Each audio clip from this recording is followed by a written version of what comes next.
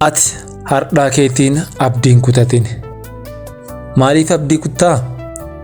Namoonni kaleessa si bira jiran, kanneen si bilbilan, kanneen jabaadhu sin jedhan hardha si biran jiran. Namoonni kunniin namoota gosa lamaa ta'uu hubadhu. Namoonni kaleessa si bilbilan, kaleessatti sitti dhiyaatan, kaleessa hariiroo keessatti baay'isanii si waliin jiraachuu fedhii qaban, waa lama waa sirraa dhabanii, waa lama sirraa dhabuun ammoo amaloota lamaan san keessaa tokko akka qabaata isaan taasisa.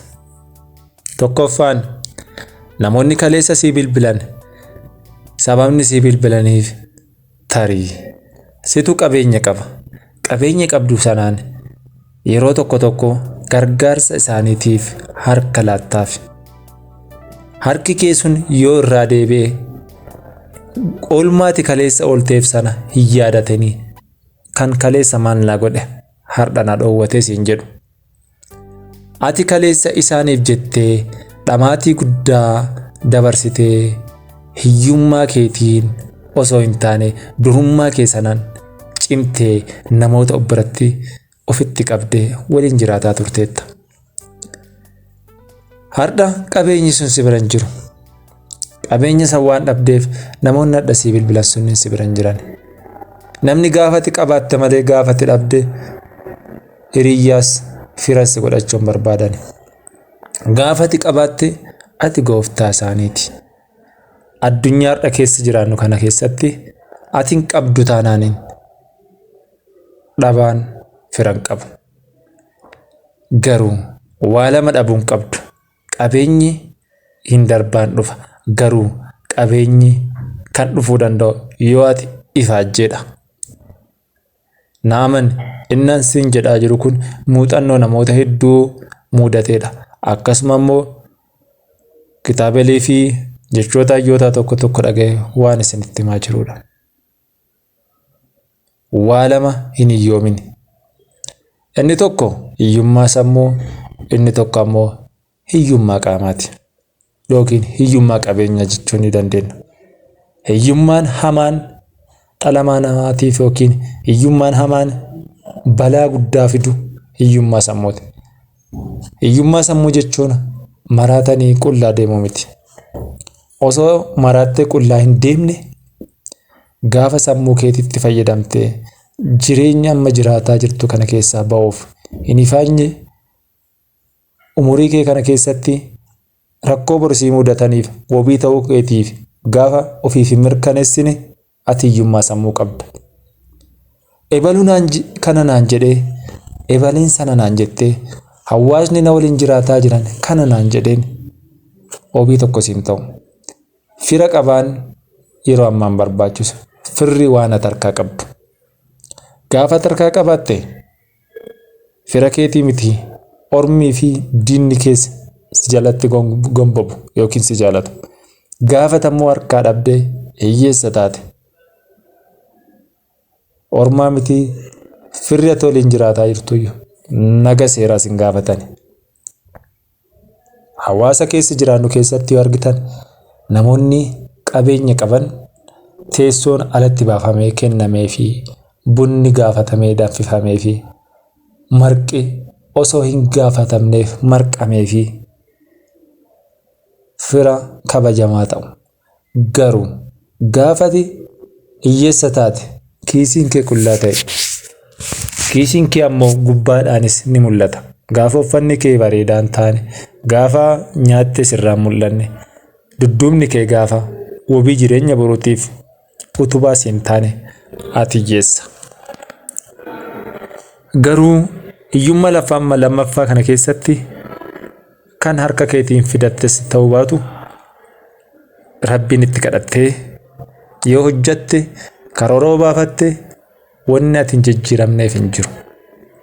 Garuu nama eeggataa jiraatta taanaaniin namatu kana naa godhaa, firatu kana naa godhaa, hiriyyatu kana naa godhaa taanaaniin jettee namatti abdattee abdii namaatiin jiraatta taanaaniin tasuma milkaa'inni kee fagoo sirraa jira. Dhugaa dubbachuudhaaf hardha milkaa'uu baattus boruun kee milkiidha.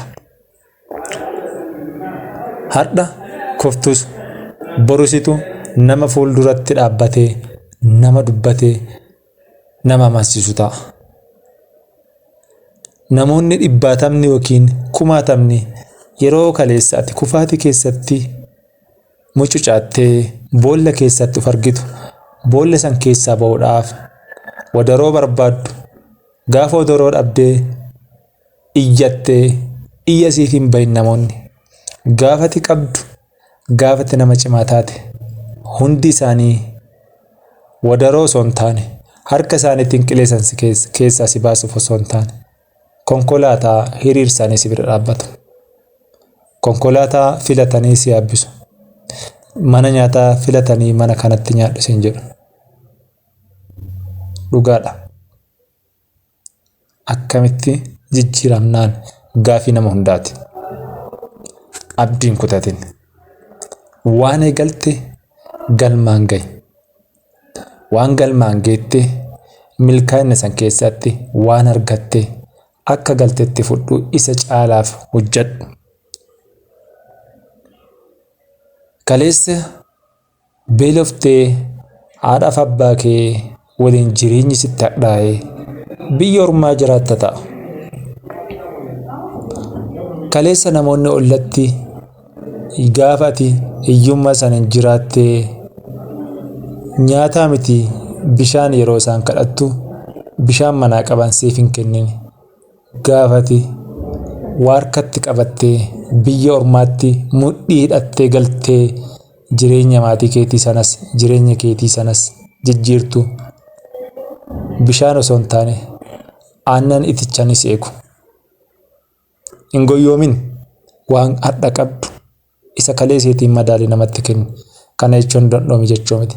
Isa rakkate biran darbine. Garuu isa kaleessa rakkoo irratti si gate kenniif hin jedhu. Anas na mudatee jira. Namootaan kaleessaa kiisii koo sii nyaachisee obaasee jireenya koo keessatti isaaniif jedhee aarsaa kaffale. Dhaba koo yeroo muraasaa laalaniiti. Fuulli isaanii natti gurraachatee ture. Anis abdii kutataa miti. Abdiin kutadhu. Waan baay'ee harkaa qaba. Waan ittiin na milkeessu. Sammuu nagaa qaba. Galata Rabbii. Of dhaadus miti. Of dhaaduunis hin barbaachisu. Kan dhaadatanii Rabbi tokkicha. Garuu namoota kaleessaa kufaatii kee irratti miila kee irra deemanii sammuu keessi rukutaa turan sana hin dagatin. Namoota waadaa sobaatiin jireenya abdii sobaatiin buddeenna dukkana keessatti buddeenna sobaas nyaachisaa turan sana hin dagatin. Hin sobu namoonni baay'een. Namoota gaafati qabdu maqaa kee 10 siyaaman kan kaleessa takka siyaamu miti waggatti maqaa kee dha'uu yaadanne kan kaleessa jatti bilbila kee osoo bilbiltee fi kaasuuf fedhii hin qabne yoo akka carraa argitee bilbilaa fi turtee bilbila koo maaf hin kaafneef jettu bar chaarjirra ture bar saayilent godhee kiisii keessa kaawwadhee ture. Dhugaan jirtu kanuma obboleeyyan koo. Gaafa tadha qabdu bilbilli sirraa hin citu. Maqaas moggaas addaa sii kennu.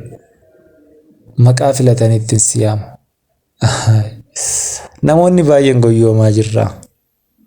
Hin goyyoomina. Isa kaleessaa dagatteetta taanaani. Wanna tadha harkaa qabdus hobii kee kan boruu ta'uu hin danda'u. Isa harkaa qabdu, isa harkaa qabdu qusadhu. Itti fayyadame. Rakkataa rakkoo baase. Gargaari. Gaafa gargaartu ganaa kee 5 badhisuun qabdu. Giddu galeessumaan hiixadhu. Garuu amantii keen jabeeffattu taanaaniin waan hadha siif taame kana akka waan dadhabbii kee qofaan gootee kana hin yaadatin. Ati waan hadha argatte keessaa 100 muraasa bu'aa buusteetta. Garuu bu'aan guddaan kan si mirkanaa'uun yoo Rabbiin irratti si mallatteesse qofa. Namoonni baay'een jireenya ofii jijjiiruudhaaf halkaniif guyyaa hojjetu, sa'a 24 hojjetu. Inni tokko jireenya ofii jijjiiruudhaaf sekondii 34 keessatti mallaqni ati waggaa 2 waggaa 3 argattu sekondoota keessatti miliyoonaan kiisii isaa guuta. Carraa si jijjiiruu danda'a. Carraa sana ammoo duuba Rabbi akka jiru beekuu qabda. Naaman milkaa'ina kee guyyaa tokkootiin gammachuun lafa hin balleessin. Gammachuu kee dhofadhu. Haati manaa jabduun waan baay'ee argattee waan argatte sana 50% miftee 50% abbaa warraatti yoo himne isiin nama milkaa'inaati miti. Abbaa warras waan argate kan ishii dhossee qabate hin jiru taanaaniin tuffatamaadha. Waan harkaa qabdu hunda namatti himin. Namni ati himtus nama baay'ee sitti dhiyaatuuf nama waliin jiraattu yoo ta'edha. Ani kanan qabaa, ani kanan beekaan duubni ishii qaaniidha. Waan har'a qabdu boruun dhabda waan ta'eef, waan har'a beektu boru wallaaluu dandeessa waan ta'eef, waan har'aa qofaan hin booninis maqaa keetis hin guddisin jechuun barbaada. Yeroo baay'ee yeroo takkatti duroomnee badhaadhina sana keessatti waan dhalli namaa kun godhachuu barbaanna.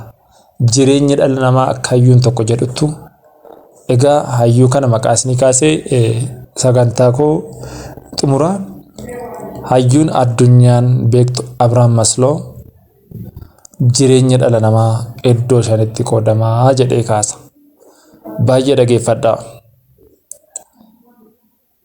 Egaa wantoota jireenya dhala namaa keessatti sadarkaadhaa inni kaa'e kana keessaa inni dhumaa self actualizationidha. Inni jalqabaa basic need waan jedhamu jira. Egaa meeshaanuma lama kanarratti taate xiyyeeffannoo yeroo biraa isa badhaa hafittis hin deebina. Basic need wantoonni jedhan fedhiiwwan bu'uuraati. Dhalli namaa gaafa jiraatu fedhiiwwan bu'uuraa mana jireenyaa, uffatee deemuu, nyaatee jiraachuu barbaada. Inni kunniin fedhiiwwan bu'uuraa jedhama.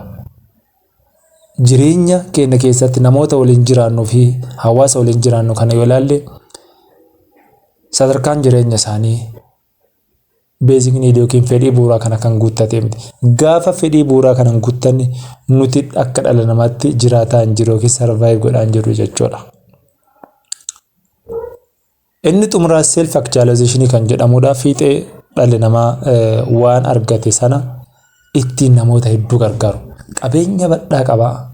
Qabeenya guddaa qabu sana ammoo kan dhuunfaa isaa godhatu waan qabu sanaan safety ofii caalaa safety namootaa fi hawaasa badhaa isa hordofaniif yeroo xiyyeeffannoo kennedha.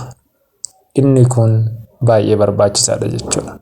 Sadarkaa san ga'uudhaaf kan nu barbaachisu har'aa keenya obsaan dabarsinee har'aa keenya waan xiqqoo qabnuun inni tokko wiiskii dhuguuf nuti biras foon diimaa murree wiiskii dhuguu osoo hin taane milkaa'ina kee kan boruutiif dhama'uu qabda. Gaafni ati wiiskii murtee gaafni ati jireenya kee fandalaallaa gootee jiraattus fuuldura kee jira. Garuu isa harkaa qabdu xiqqoo takkaan jireenya kee akka kan boruu miidhuu hin qabdu. Egaa namoonni baay'een hawaasa keenya keessatti hin beektanii yeroo oomishni oomishamee caallaan galu kana waqtiin kun waqtii birraa jedhama akkuma beekamu. Waqtii birraa kana keessatti gabaan bahamee hin dhiphatama. Waan bitanii fi waa dhiisan hin beekan. Hin baasuu midhaanis sangaas qotiyyoos waan qaban kana beelladas hin baasu. Garuu waan isaan bitan ganama yeroo bahan karooraan hin baan namoonni baay'een. Inni mana daadhii dhugee bookatiifaa oola jedhaa. Akkasuma immoo hiriyoota isaa nama balbala asnatu cufaa herreega jedheeti ganna kan waan maatii isaa ittiin jiraachisuu dhabe birra akkasitti namoota baay'ee affeeraa jiraata jechuudha. Egaa kun hin barbaachisu isiniin jedha. Kanaafuu kabajamtootaa fi hordoftoota keenya gorsa kanarraa baay'ee fayyadamtan jedhee yaada. Waan hordoftaniif horaa bulaa deebanaa baay'ee isin jaaladha.